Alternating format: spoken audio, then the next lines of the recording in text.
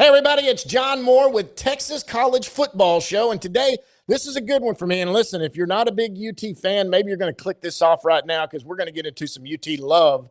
Because although I cover every Texas FBS Division I college football program, I have never apologized for being a UT fan. I'm a huge UT fan and have a son that's going there this fall. But joining me is another guy I follow all the time, Cord Samuels, but he's actually the host of Ghost and Friends. He's got a YouTube channel that he does there. You can follow him at 40 Acres 5. Ghost, what's up, man? Not too much, John. Thanks a lot for having me. Big fan of the show. I thought that this was a really fun, segment. Go through, break down all the different Texas teams, and you don't have everybody doing that, man. So really glad you're taking the time to do that because it helps me and some of those other guys that care about all the programs. It helps us learn a thing or two that we might not have known before one of your shows. Yeah, and for me, I like getting on. We're going to break down the Longhorns today, and somebody that's like you said, you have a few contacts within the program, and you follow the team like I do. I think I know a lot about UT, but I've seen and watched your stuff, and you do know more than me. I do. I have to focus elsewhere sometime too, which makes it more fun. Tell everybody how you got into this and how you got into this show and where you got all of that. Absolutely happy to do so. It's a kind of a funny story, a little bit bittersweet, but I see my brother about once or twice a year. He coaches up in Northeast Texas, and in 2021, our one time we saw each other that year was at Texas Kansas DKR. We all know what happened. So leaving that game and driving home, I just was so down about Texas football because I was, a tough year. I think I just kind of let it all out there in the car ride home to New Braunfels, and I don't know. I'm rage screaming. I'm just letting things out, man. And I was like, you know what? I'm gonna find a much healthier way to let this all out than what I'm doing right here in this car. And so I was like, I'll be one of the burner Twitter accounts. I'll start with that, and just said, hey, we're gonna have some fun with it. We'll talk ball, but we're gonna lean into the fact that Texas is bad. And there comes the ghost of Texas football. People started kind of appreciating some of the takes because at the time I was a high school offensive coordinator. And so I do know a little bit about football. And so I would share some opinions and some takes, and, people kind of got interested in it. And then I'm married to an Aggie. And so I do talk a lot about the Aggies, have Oklahoma friends. And so I was like, hey, we can talk about everybody. People seem to kind of appreciate that approach. And then the whole YouTube, man, that just kind of, after my brother pushing me and pushing me and pushing me, he was like, everybody does it. Just go do it. Let's see what happens. And then, having a couple of connects in the program, I was like, I can get a couple of guys on that kind of maybe catapult, get some energy and some momentum going in the show. But it's been a fun year. We started 1 year ago tomorrow. That's fantastic. I watch it. I love, and I know a lot of football fans that are hopefully picking up this show. This is what you like. You like watching football opinions on college football, especially teams you cover. There's a lot of good ones that cover each major team, but there's some of these smaller teams is what I'm looking to do. But and hope some of those guys will come out. They've really seem receptive to it. But for UT, look, I haven't done my first week's countdown. I think people know that Texas is going to be somewhere in the top of that list. I'm not going to divulge it, even though most could probably guess where they'll rank the first week. But, I mean, and that's not even being stupid or, oh, you're just a Longhorn homer. It's because Texas is going to be good this year.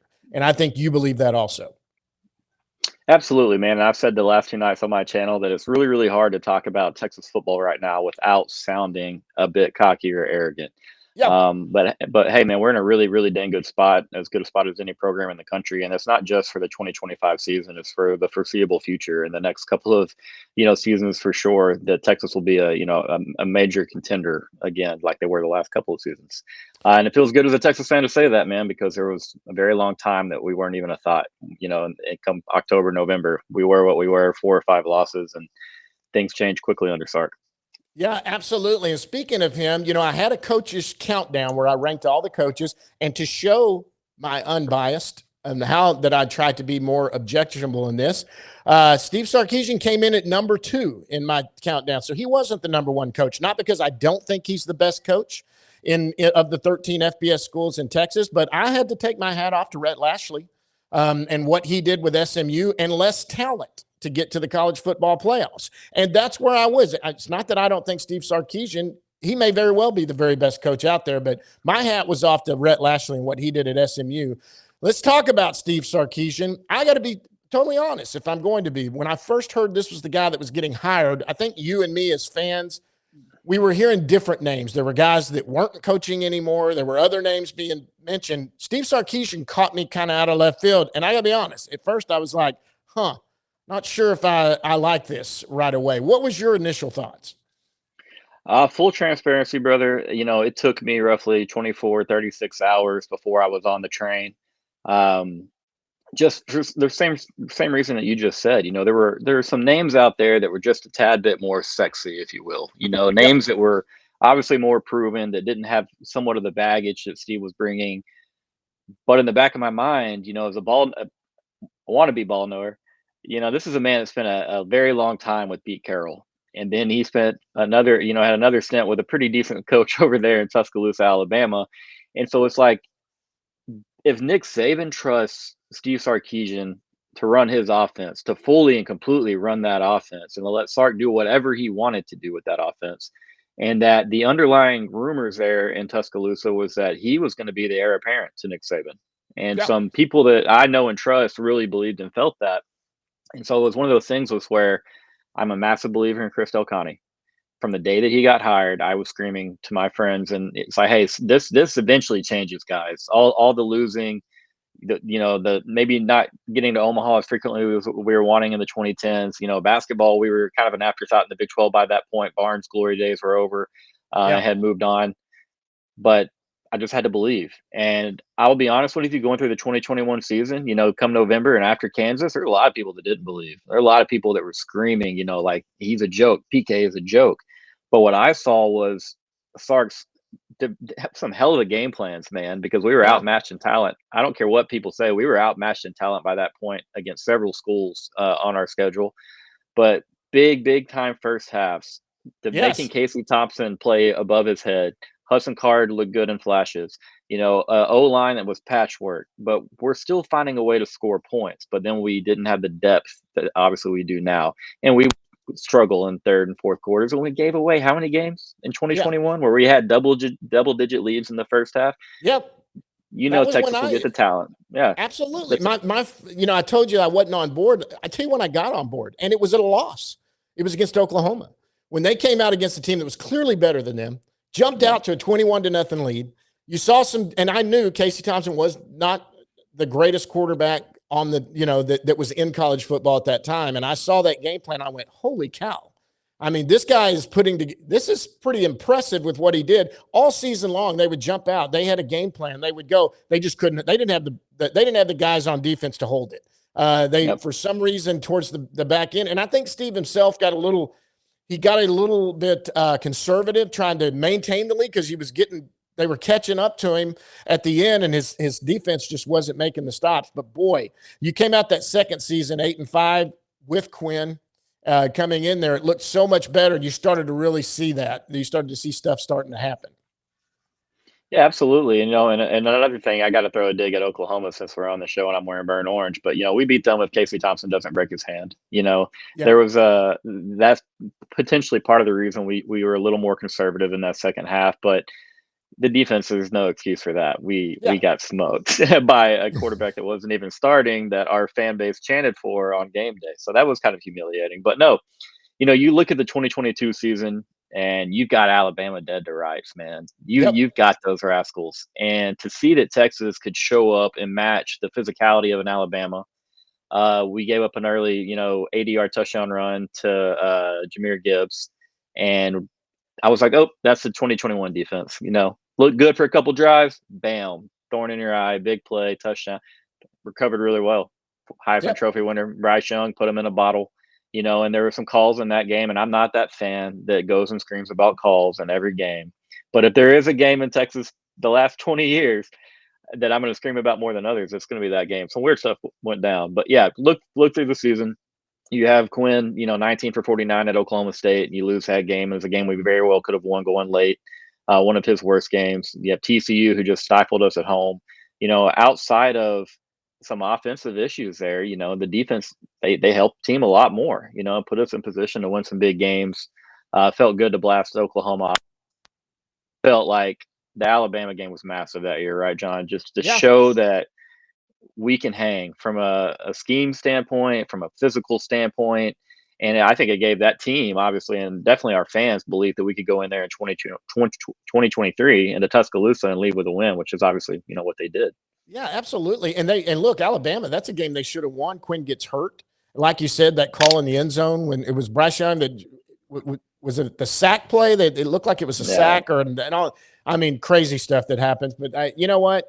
I used to umpire baseball. I mean, there are times you miss things, but yes, I mean, Quinn going down really hurt. I mean, he was lighting them up and he was throwing darts everywhere it goes. All right, so we're gonna go. Let's go into the coaches' seats. I did this chart and I put it out, and these are where coaches sit. And you've got a hot seat, a warm seat, a cool seat, and a cold seat. Hot being this is your year to put up or else, or you've got a warm seat, meaning maybe you're not hearing it, but there are grumblings behind you. Then you have a cool seat where you're okay, but you know what? You could get warm pretty quick if things don't happen, and then you got a cold seat. And I'll tell you right now, when there's two SEC schools in Texas FBS, A&M and Texas, both of them have about the two coldest seats right now in college football. Those coaches are both they are very well liked at their schools, and I don't think anyone's complaining about either one right now. Yeah, not at all, man. I am actually a very big believer in what Mike Elko has done at A&M so far. I'm a fan of the position coach hires he made. I think Brian Cushing and Colin Klein are great. Klein still has a lot to prove as an offensive coordinator. So still a little bit undecided on his ceiling, but I do know that Brian Cushing is a hell of an offensive line coach. They've recruited well under Elko so far, a lot better than I thought they would have. And then obviously, with Texas right now, it's really, truly hard to find a complaint, about how things are going. Does that mean we're going to go win the national title this year and next? No, you have to go do that on the field. But as far as how things are going with recruiting, culture, just everybody, Tom Herman's favorite word, alignment, it's real now, and it feels really damn good. Yeah, it really does. And let's recap before we get into this season. We're going to start breaking down the offense and defense a little bit. We'll recap what happened last year. Texas was 13-3 overall. Everyone saw that 7-1 in SEC. Notable games that were on there: the big win at Clemson in the playoffs. I put all the playoff games. I mean, look, during the season, the wins were there. The loss to Georgia was very important. But, they win against Clemson, that comeback against ASU, and then obviously making the semifinals and losing against Ohio State, the eventual national champion. I mean, there's not much to complain about what they did last year, and they have a lot coming back this season. Yeah, they really do, man. And I try to, go into every season and look at it and decide, does this team have do they have a few enough flaws to where they can really compete for a title? And I talked a little bit on Monday's show about how in August, obviously, we had the big injuries with Cedric Baxter and Christian Clark. I worried how we'd pick up the hard yards on the third and fourth shorts. How we'd succeed on the money downs. And I know Steve has got all kinds of wrinkles and some really creative ways to get guys out in the flats and up the seams. But John, football, man. At some point, you just got to run through dudes, and especially in the SEC, you got to be able to pick up and say, "Hey, like we're running through the A gap. What's up? Meet us there, and we're going to beat you for 2 yards, and then that's what we need." And so I went in, thinking that we didn't have that element, and that is something that almost every national championship team, they have that in their repertoire. And so I was really concerned about that. But as the season went on, man, I was like, this team has the defense that can overcome that, the lack of a ground game, maybe some red zone, inconsistencies. And so I thought, to be honest, Texas kind of was right where I expected them to be as far as, what they were going to put on the field. But man, the further along we got in the season, it definitely felt like it was within our grasp. But yeah, definitely proud of 2024, man. It was a lot of fun. All right, and heading into 25, there's one person that everyone seems to be talking about. I don't know if you've ever heard of this guy before, but I had him in the quarterback rankings again. Now, let me be clear. I had him, even though I'm a huge Texas fan, out of the 13 going down, I had him as the number 3 quarterback. And ahead of him, I had Kevin Jennings from SMU, and I went ahead and put Marcel Reed ahead of him. Do I think that those guys are necessarily better than Arch Manning? Personally, if I had to bet money, I'm think Arch Manning's going to end up being the better player. That's where I bet. But I'm also a guy that says, you know what? Ask Arch Manning what he thinks about it, and he'll tell you what I'm saying. He's only played 2 games. He's got to go out on the field and earn it. He's definitely better than the guys below him, I believe, because there are some guys that have started more games below him. But we see that what this guy was coming out of high school. We see his poise. We see his just the person that he is. And I wasn't just going to give him that number 1 spot. He'll earn it and probably can slide into that easily next year if he comes back, which, by the way, I don't know your opinion on that. I think it's already set that he's planning on coming back, kind of like his uncle and dad did, or his uncle and both his uncles did. Yeah, 100%. Arch Manning will be the starter for Texas in 2026. I won't lose any sleep over that one. I don't know. I know it's a fun talking point because he's the number 1 projected quarterback, but there's quite clearly a plan in place for Arch Manning for us guys, that have been paying attention. And the Manning family, they're going to operate in their own way, and it's like they know a thing or two about raising a successful quarterback. Yep, absolutely. And let's be honest, he makes money, good money with the NIL. He loves the college experience. He can't hurt his stock at all by coming back, especially if they win a national championship, he'll be playing to repeat. If he wins a Heisman, he can play for repeat. But more importantly, and I think this is important to him, he's loved Austin and he's loved the college life. And I think that's the biggest thing that has come with that. So let's talk about, we know what Arch is. What are some other offensive returning starters or impact players you see? So let's go with returning starters, and I mean we got to talk about our one offensive lineman that returned, and DJ Campbell, a starting offensive lineman that returned rather. You got to think that he's going to have his contract year, man, because he's going to be the one that wants to go and see his name selected in the NFL draft next April and be a new guy in the long line of offensive linemen under Kyle Flood that have been drafted. And so it's got to be his, as far as that unit, he's got to lead that unit. I'm excited to see him because I think we're going to be impressed overall with the offensive line play. But I mean, DeAndre Moore, a breakout year in 2024. You saw what him and Arch Manning did in the Mississippi State game. They very clearly have a really good rapport. I think DeAndre Moore, I've got him down for double-digit touchdowns. I think I said 13 the other day. And that's just in the regular season. I'm not ballparking any projections for playoffs, but Dre Moore, Quintravion Wisner, I think Trey is going to be absolutely massive in that Ohio State game. I do think we see a lot more Cedric Baxter and even some Christian Clark later into the season. But man, that guy loves football. Watching Quintravion's just his career arc at Texas has been a lot of fun, man. And I just have to imagine he finishes with a bang. Yep, and then you got CJ coming back. Is he going to be fully healthy when the season starts? Or I think Sark has kind of semi-hinted at we're not going to rush it. We want him 100%. What do we think is by the time this season starts, is he going to be full go?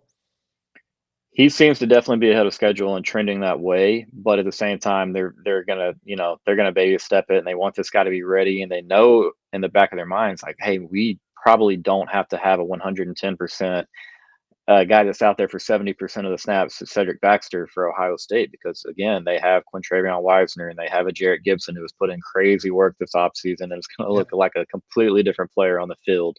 And so, in my eyes, and I'm sure yours as well, John, we want our running back room and the entire team, obviously, to be the healthiest that they can be and in the best shape going forward going into the playoffs. We're treating it like a professional season nowadays. We expect to be in the playoffs. Right. I think the coaching staff looks at it at the angle of, hey, if he's 100, I've been saying 110% is what I need to see from Cedric Baxter to even get 30% of touches in the backfield in the first couple of weeks. But it's going to be interesting to see, man. There's a lot of options in that backfield. Yeah, it really is. And the offensive line, even though they've only got one restarting player going back, I noticed, one thing Sark has been good at, he tends to fill in gaps where he needs them in the transfer portal. He goes out and gets players where he thinks he has a deficiency. He's done it since the transfer portal really came to effect. He's been amazing at it. He did not go after offensive linemen, even though they lost some offensive linemen. He seems to like what he's got in that locker room and the depth that he has. He really went after interior defensive linemen. We're going to get on the defense in a minute. But that was reassuring to me. You got Trevor Goolsby over there too, that played a lot last year. He came in and played some and did well. And they've got guys, everybody that's going to be on that offensive line. It's not like they're starting their first game or seeing their first playing time the very first game of the season. They played a lot. But the Twitter trolls want to imply that how's Texas going to be any good? They're starting completely over. Well, like you just said, Goose, we played a lot last year, and he played shut down A&M and Clemson for the most part. Played in the Georgia game some. Well, then you go and you look over at Cole Hudson. Cole's played all over the dang field. Cole's been Yep. around. Cole's been to battle, kind of thrown into the fire probably earlier than he was ready to be thrown into. Cole's got DJ Campbell, another guy with experience. And then you're talking about some really massively big individuals that are going to be Those are filling the other spots. Sorry,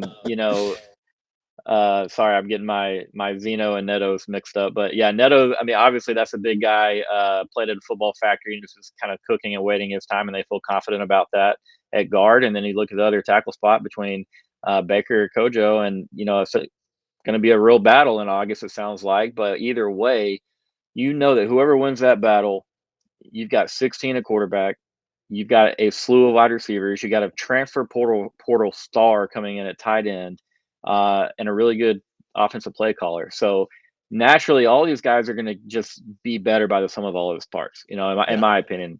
Yeah. And let me tell you what, and for whatever Arch Manning's going to be this year, before we go to the defense, the reason we're going to go to the defense and talk about what Arch needs to be, Arch does not have to be a Heisman Trophy winner for this team to win a national championship, even though he is so capable of being that guy. He doesn't have to be. And the reason he doesn't have to be is because on the other side of that football, when the defense is out there, that team is going to keep you in games. And Arch's legs, look, everyone talks about Arch's athletic ability. He can run the ball. He can do that. The greatest thing I could see from this Texas offense this year is if Arch Manning only has to run in certain situations where all of a sudden he hasn't run all game, and when you think he's sitting in the pocket and doing that, he takes off for 20, or he takes all, and then that screws with the defense's head. It's like, crap. We've had him contained all game, and now here he's breaking off 10 and 15-yard runs, and now we got to worry about that, or you got to get that spy on him in the backfield to do that, which I'm sure at the beginning of the year they're going to have someone on that. But what you would love is those running backs to take care of all the running you need to set up that play action. But he does have the legs. And no offense, I think Quinn was relatively athletic enough to make some plays, but just the injuries kept him from really – he wasn't slow and flat-footed running back there. I just think with injuries, he just never got a chance to really go. I think that was all really well said, John. People act, if Arch doesn't just catapult Texas to the top, like you said, they have no shot. I mean, with all due respect to Quinn Ewers, and I'm a very big Quinn Ewers fan. Yeah, he was a average to slightly above average college quarterback in terms of production in the last couple of years at Texas. I mean, if you look at everybody else, and the injuries, again, like you said, injuries had a large part to do with that. Texas was knocking on the door last year. If they beat Ohio State, they're beating Notre Dame. With all due respect to Notre Dame, great program. I love Marcus Freeman. Texas was beating Notre Dame. And so you don't have to have incredible quarterback play, if you have a defense like you do with Texas. And that's going to be a facet that we have again and are able to deploy out every Saturday. So yeah, offense sputtered at times last year, and they sputtered at times the year before.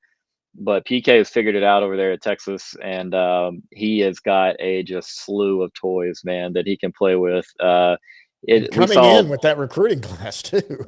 I mean, yeah, it's just that defensive recruiting class is the best defensive recruiting class we've ever had. I mean, it's truly special. The type of talent that we're bringing in, especially from the Southeast, and it's making some of those guys over there on Georgia and Florida SEC Twitter a little upset. Yeah. Oh, absolutely. Let me tell you what. And so we're going to go to the defense. It's time to go to the defensive side of the ball. We're going to talk about that. When you go to returning starters, I don't think people understand that Colin Simmons is not a returning starter. He technically didn't start. But everyone knows that name with, what do you have, 11 sacks or whatever he had this year. Hey, I'm from Duncanville. That's a Duncanville kid. He's right. In fact, I'm sitting in I'm sitting in Duncanville right now. My office is here. I actually live up in Richardson, Texas. But I saw him play in high school. This kid's amazing, and you saw what he did last year. Obviously, with Anthony Hill Jr. up there, that's amazing at the linebacker position. I mean, defense. Let's get into it. Tell me what this defense has got. The best edge room Texas has ever had. Probably more depth than we had last year at defensive tackle. My favorite linebacker room that I've ever seen at the University of Texas. And then, pretty dang good secondary. that, you got some new pups that are coming up, and it's their time to shine. And you got, Michael Taft, the incredibly wily old veteran, still around back from the 2021 days. He's seen it all. And so it's fun to look at them, man, because you got Anthony Hill, obviously won Longhorns over forever when he flipped from A&M. Everybody loved him out of Denton Ryan as was, but it was just a guy that was obviously very easy to get behind because we didn't have linebackers like him very often. But you saw some of the reports today here in the comments from coaches, and it looks like Brad Spence, transfer from Arkansas, who I was pretty high on at off-ball linebacker, is going to be backing up Colin Simmons at Buck. And I think Eric Nalling put it really well when he said, Colin spells his last name with the S from Superman, but even he needs a breather every now and then. I thought that Sure. was pretty well said. But I mean, yeah, I'm so excited about this pass rushing. I mean, absolutely. Colin Simmons and Brad Spence on one side. You're gonna have on the other. You're gonna have Ethan Burke. You're gonna have Zena. Justice Terry's playing over there as well. And then the defensive tackles, man. They rave about Travis Shaw, Hero Kanu. Murad Watson's going to be really, really good. And so, I mean, it's hard to find anywhere outside of the secondary that gives you pause. It could be the best front seven in college football. And I don't say that with any bias, maybe a little, but mostly none. Well, it's okay to be a little biased. You admit it. You admit that you're pulling for the Longhorns. I admit I'm pulling for the Longhorns. But let's be honest. In your secondary, you know what makes secondary good? A quarterback under pressure. That makes the secondary good. He gets pressured into making throws. Maybe he makes a mistake or do something like that. Look, a good quarterback can pick you apart. It can happen, but he's got to have time to do it.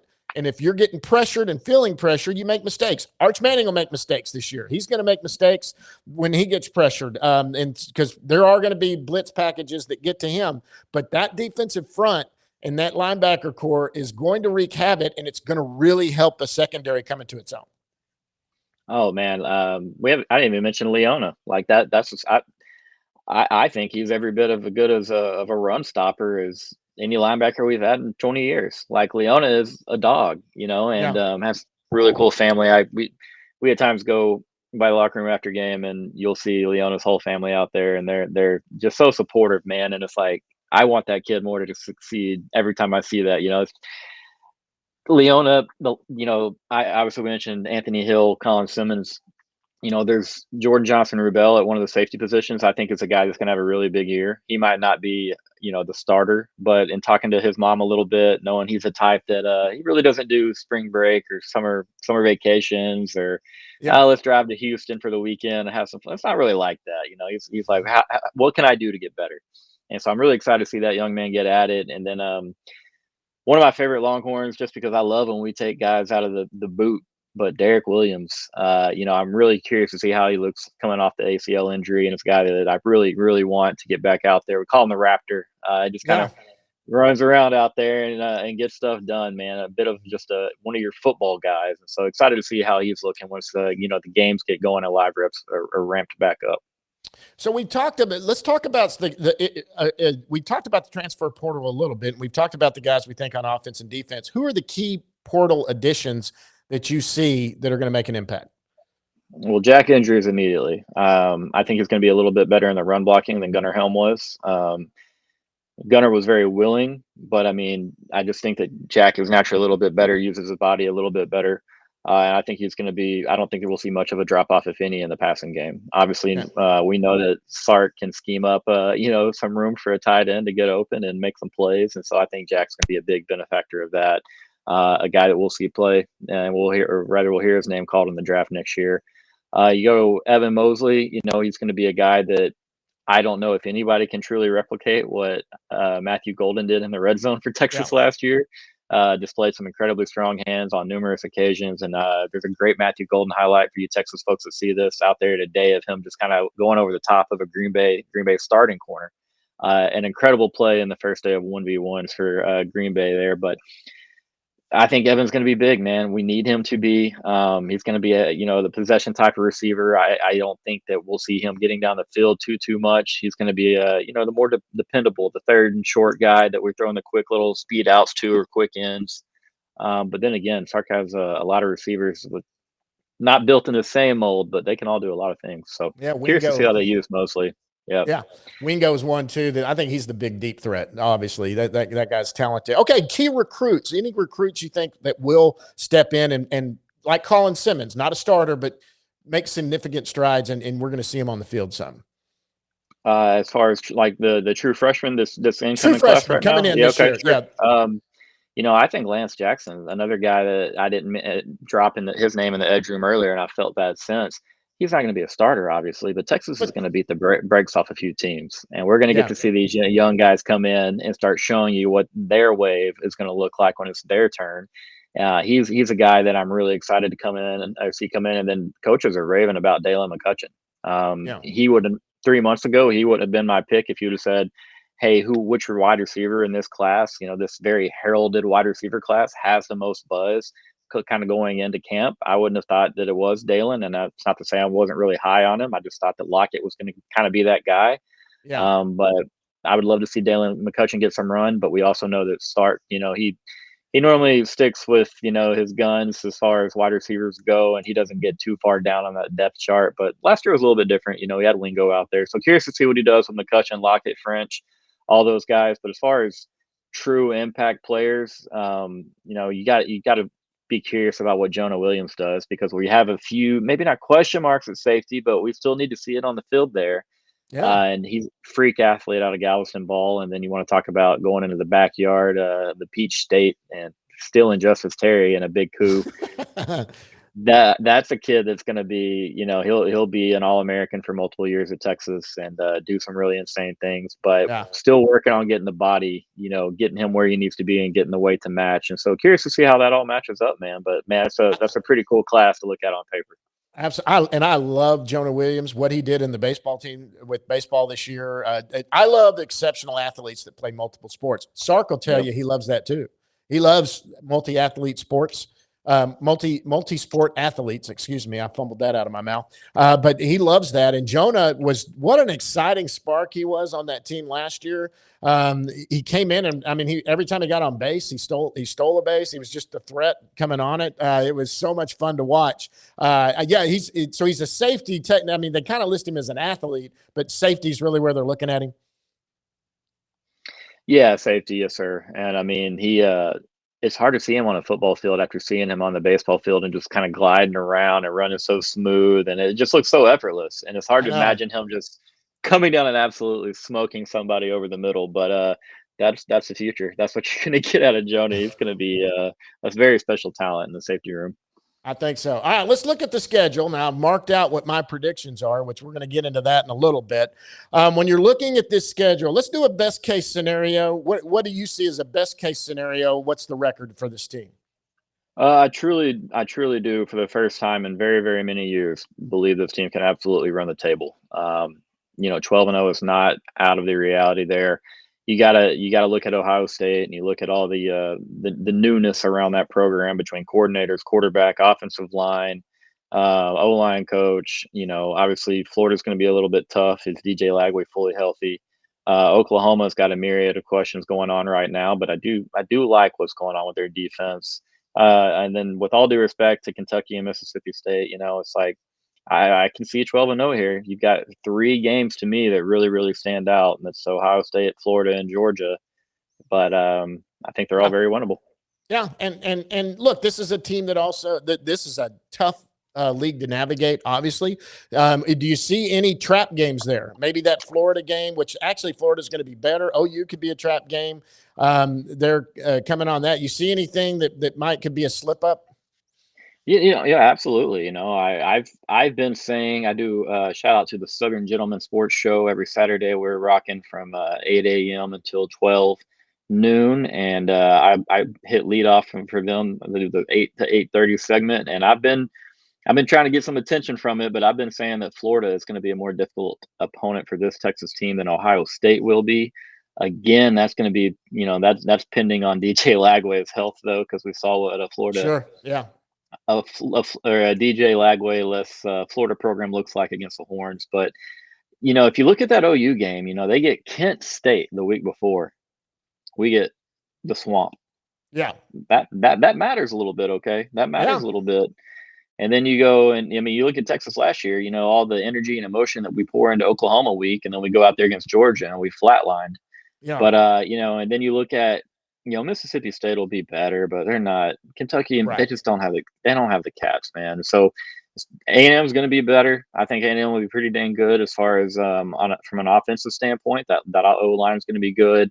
I like the backfield, but coming into Texas and Yeah. Yeah. having a full season of Arch Manning under our belts, it's going to be hard for the Aggies to win Yeah. that one, man. Well, let me go with my prediction. And I guess worst case scenario, what do you say is worst case? 8-4? 9-3. I'll go worst case scenario 9-3. I think that you slip up Ohio State, Florida, but that back half of the schedule, man, I think things just shape up really dang well for Texas. And I'm going to go ahead and I'm screaming it right now, but Texas is not losing to Georgia. I'm sounding like one of those Texas fans. I just said 12-0 is the ceiling, and now I'm guaranteeing victory over Kirby Smart's Dogs in Athens. But Texas has been pretty dang good in the revenge games, man. Okay. Well, let me look and let me tell you this. I'm about to put up what my prediction is. Before we Okay. do this, I labored over this. I did not labor over any other school, but I labored over my own school that I love because I was like, am I a homer? I mean, I know this team is good. Yes, I could see them losing here, but if this happens, I did this. I mean, literally, I went back and forth, back and forth. Here's where I landed. I landed 12-0. And let me tell you why. And I want to be very clear. I'm going to explain it before we go anywhere. I think a lot of the big media outlets are getting this right when they're saying this. Heading into Ohio State, everybody's saying Arch might be overhyped, this and that. It doesn't take Arch Manning to win this game. We've got we got an offensive and defensive coordinator at Texas that have been there for how many years now? 4 or 5 years that they've been there with continuity. They haven't lost any. They've got a defense. Guys, championships are won on defense. This is probably, and I'm not just being a homer here. This probably is the best defense in the country right now. There are other good defenses out there. Don't get me wrong. And there's some that will probably put up some numbers that might even surpass what Texas does. But Texas has got a lot of players coming back. They've got a lot of depth at defense. They've got a defensive coordinator who did amazing last year. I think the Ohio State game is not going to be what everyone thinks it's going to be. Now, look, this could obviously, they're going to have talent. I don't care who you are. Ohio State's got talent. They're going to have a ton of talent over there. But they've got a new offensive coordinator, a new defensive coordinator, a new quarterback, and I know Texas has a new quarterback. But you're learning a whole new offense, right? With your new offensive coordinator, you're having to learn that too. And if they beat Ohio State, soundly, and let me say what I mean by if they beat them soundly, it doesn't mean it's got to be a blowout. Look at what they did to A&M last year. Yes, they only beat A&M by 10 points last year, but anybody, and I mean anybody, including Aggies that watched that game, know Texas controlled that game the entire game. They really had total control of that game. The defense had them smothered.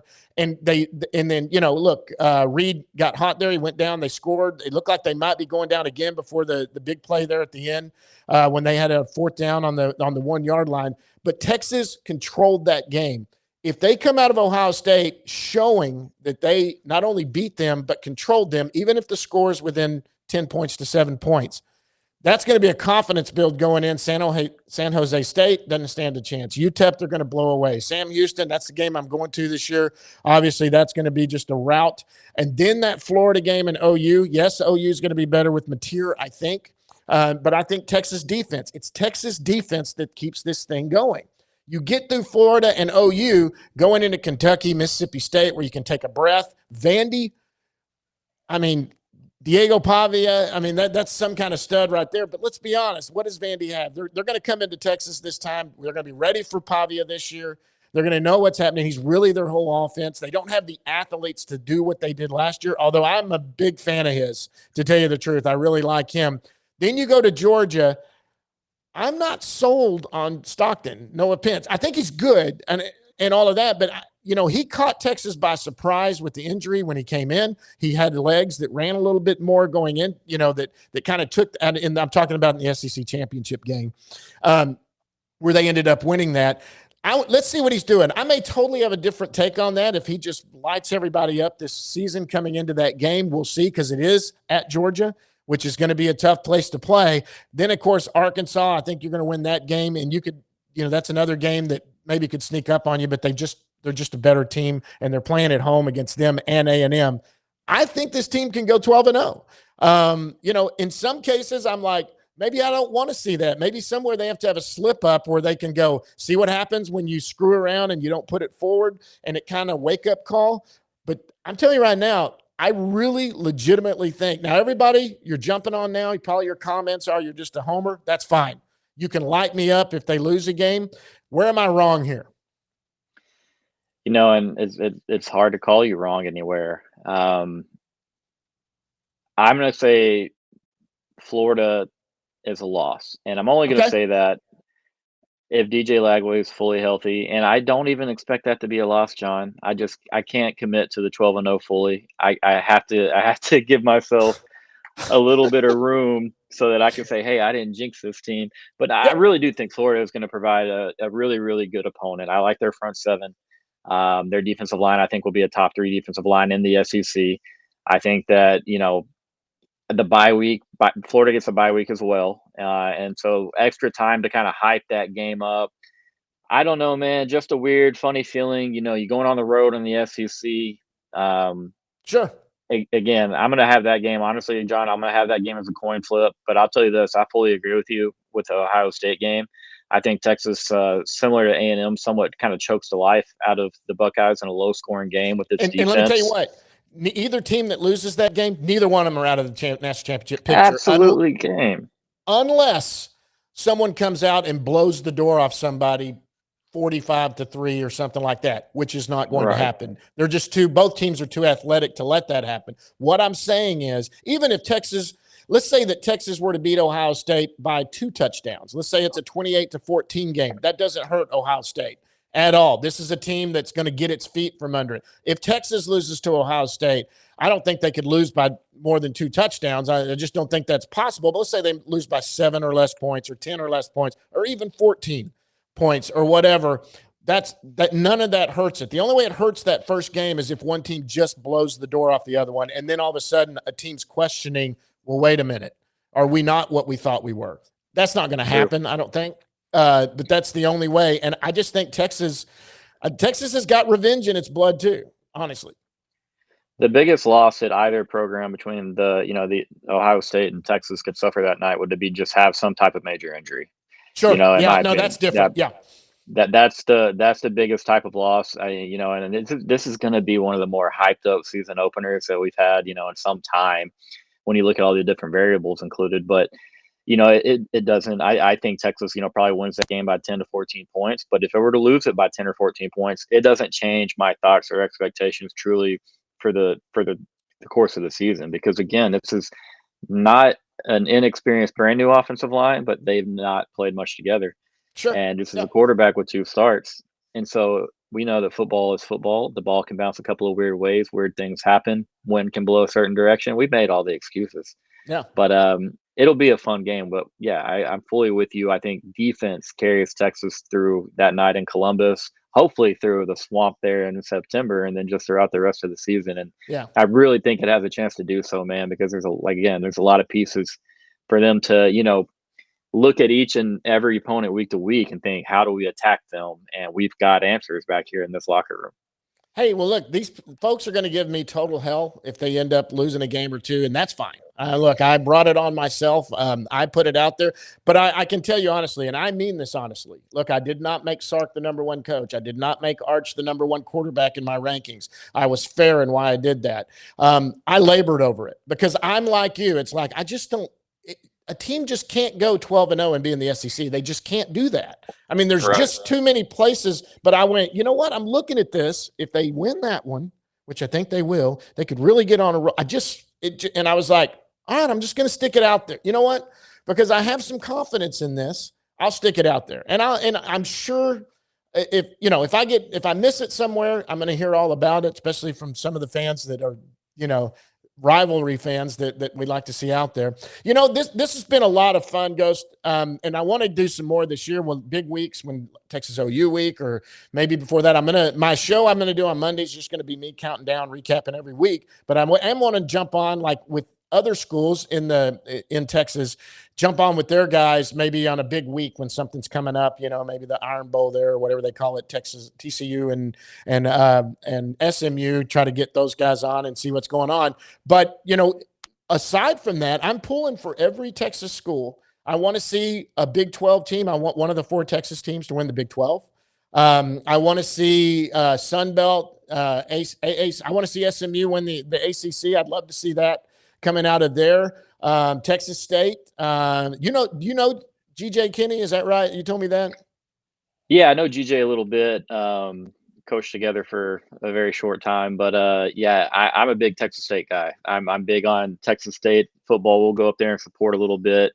And I'll say this: if I were another school in the state of Texas that were also located on I-35, maybe a little bit north of Austin, I might be looking at San Marcos when I decide to make my next head coaching hire. And that's not to say I do think Dave Aranda does pretty well at Baylor this year, but I don't know. Sometimes you just see a match that could be made in heaven, and you start to root for it. You know. Yeah. Well, I tell you what, and it's really funny you said that. I had on my coach's hot seat that I brought up earlier, I had 2 guys on a warm seat and I had 1 hot seat. The only hot seat I had, and my it was Eric Morris at North Texas. Uh-huh. He's 10-16 in 2 seasons.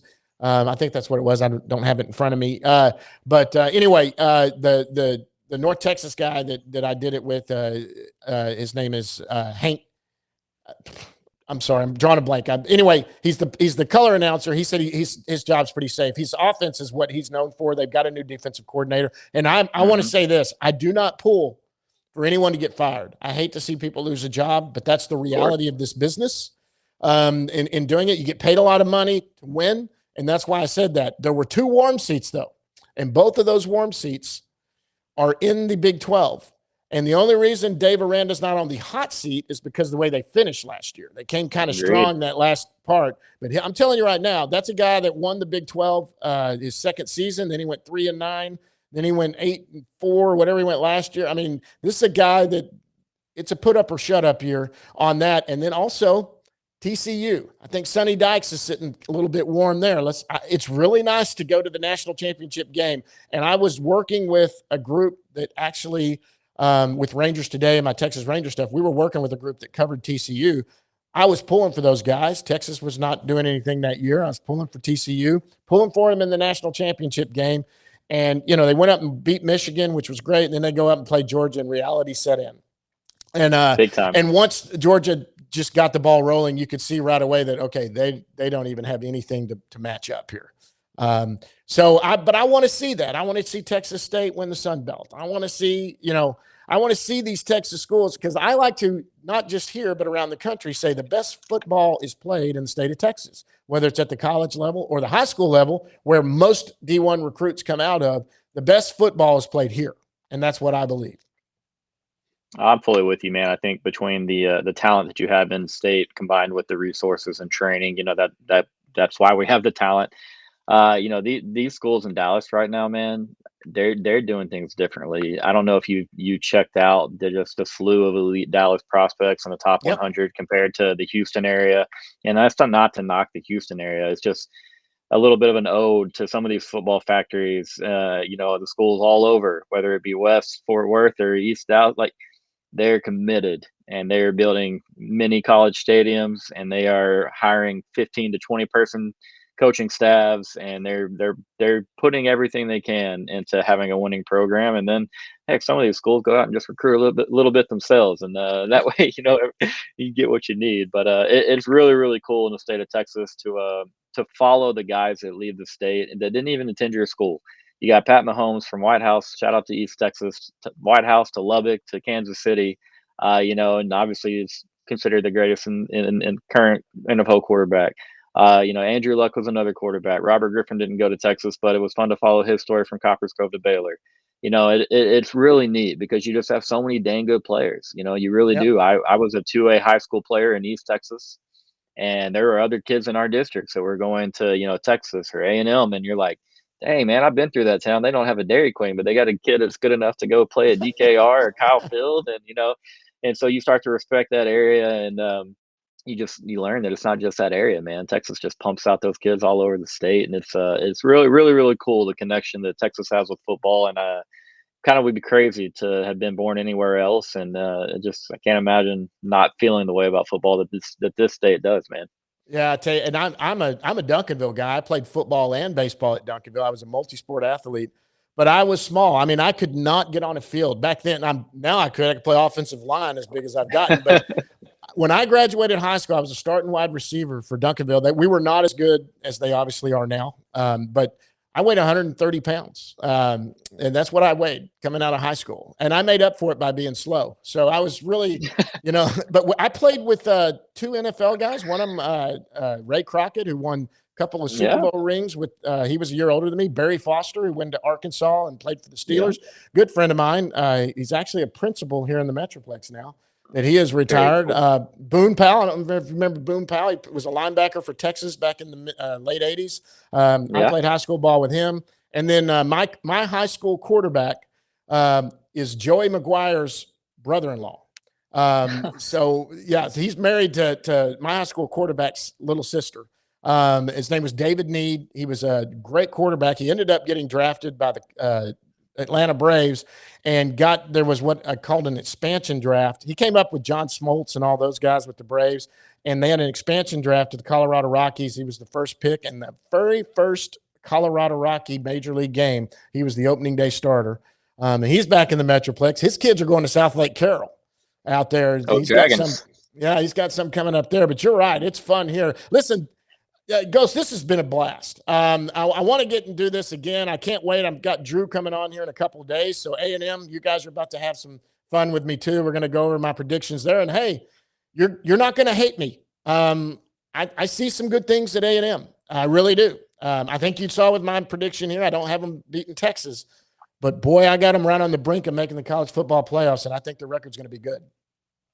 I like it, man. Honestly, I've got a lot of positive things to say about A&M right now. I'm a very big fan of Mike Elko, to be honest. I know his son a little bit. Hockey player, good hockey player. You got time for a very short Leonard Davis story? Do you remember Leonard Davis? Yeah, big boy. Big Leonard. Yeah. So I am from Teague, Texas, but my stepdad worked in Wortham, and so I was forced to go to school over there. And when I was in third grade, that was when Leonard was a senior, and so I knew that he committed to Texas A&M, and I was a big Texas fan. And Leonard was not only a Wortham Bulldog, he was my neighbor, and so because we did eventually move to Wortham, and so he is my neighbor, and he's at the house one day when I come home, and I he says hello. My stepdad's in there. He says hello. I walk right by him. I walk to my room.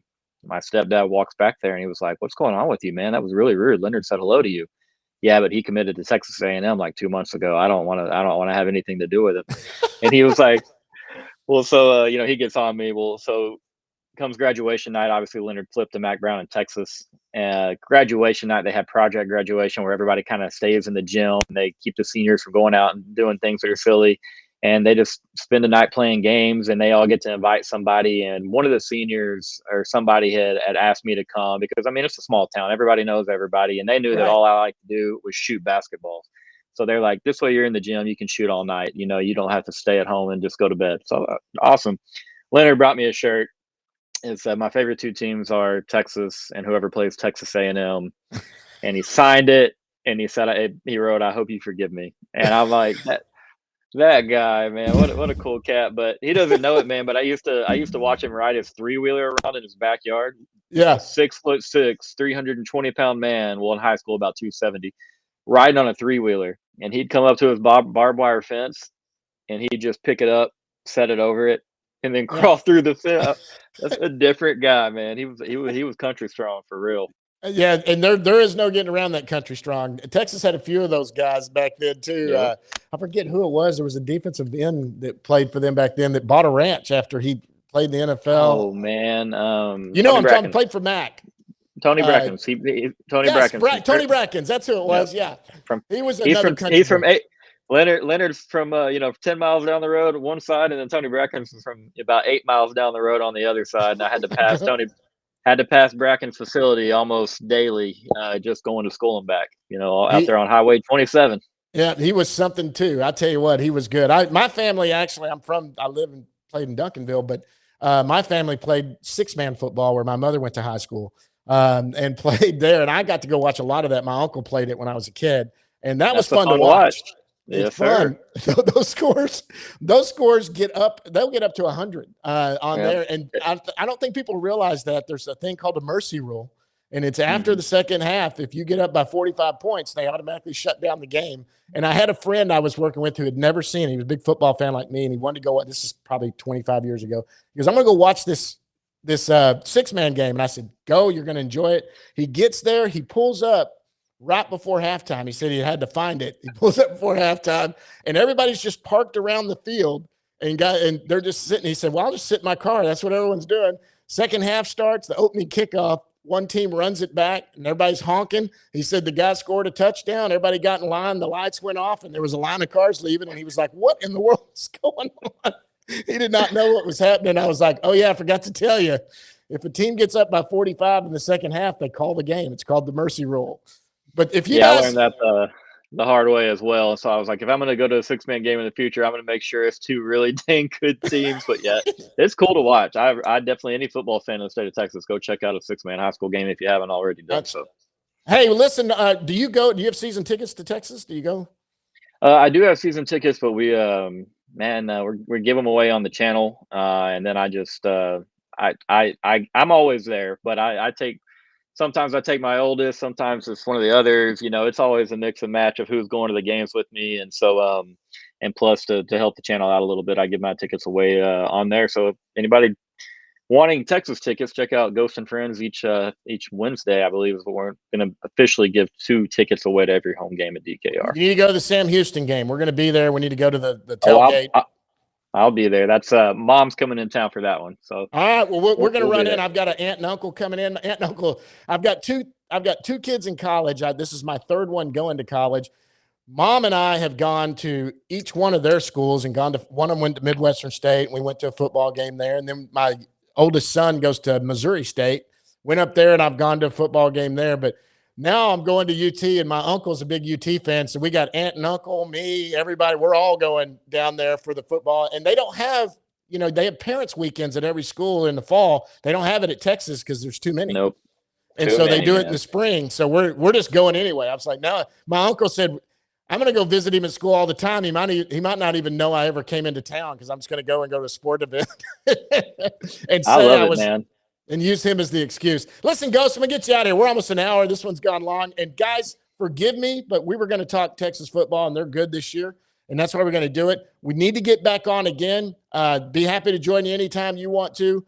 Have some fun on there. This is a lot of fun. I'll have this out in the next couple of days. We'll tag everybody on it. For all you guys that hate Texas, give me all the crap you want to give me. I love it. I love it. Really, that sports hate is a thing, and it's real, and I love sports hate.